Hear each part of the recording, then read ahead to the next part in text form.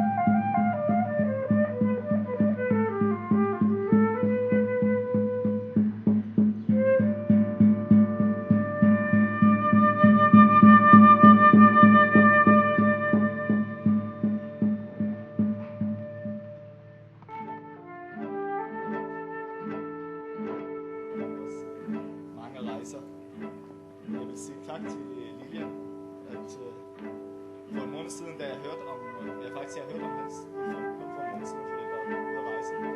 Jeg følte en utrolig tag, at jeg kan ikke rigtig realisere det der. راح اتحدث عن بعض النقاط اللي ممكن ان تعكس شخصية داليا وإنسانيتها. فبدأ بالرسم من كان عمره 18 سنة أول ما التحق. وأنا أتذكر أول لوحة رسمها قدم لي إياها حتى ياخذ.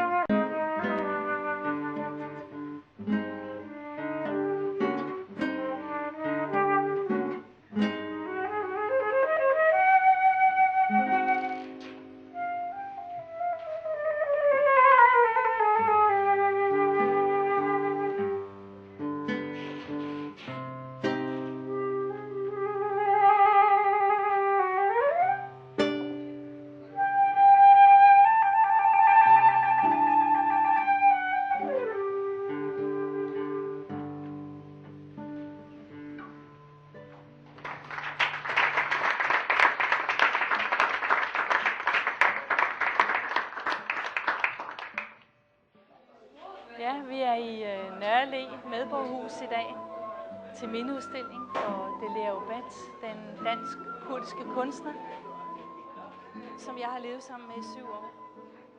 Og udstillingen her, der er dels billeder fra vores 2 rejser til Kurdistan i Irak, hvor vi var sammen i 2003 og 2004. Og så er der nogle billeder, som Delea har malet, nogle plakater, som man kan se i hele juni måned. Delea, han døde desværre den 18. juni sidste år, i 2005, og jeg savner ham meget, meget. Men ved at se de her billeder, og ved at være her i dag, sammen med en masse venner, som også kendte Delea, er det dejligt at kunne mindes Delea igen, for vi har haft 7 fantastiske år sammen. Jeg elsker Delea stadigvæk, og det vil jeg blive ved med. Vi har oplevet fantastiske ting sammen. I Kurdistan, i Paris, i London, på Frederiksberg, i Uppsala i Sverige, i Spanien. Vi rejste meget sammen. Men også det, at Delea viste mig Kurdistan, var helt fantastisk for mig. At få lov til at komme ind i hans kultur og møde hans familie. Jeg havde aldrig troet, at jeg nogensinde i mit liv skulle opleve noget så fantastisk. Det takker jeg ham for, og hans familie, og alle de venner, som jeg har mødt i dag også, som har altid taget godt imod mig. اليوم ذكرى السنوية وفاة فناننا القدير دلير، صديقنا وحبيبنا. طبعا هذا حلم انه لحد الان واحد ما يصدق انه هذه حقيقة، لكن هي هذه الحياة.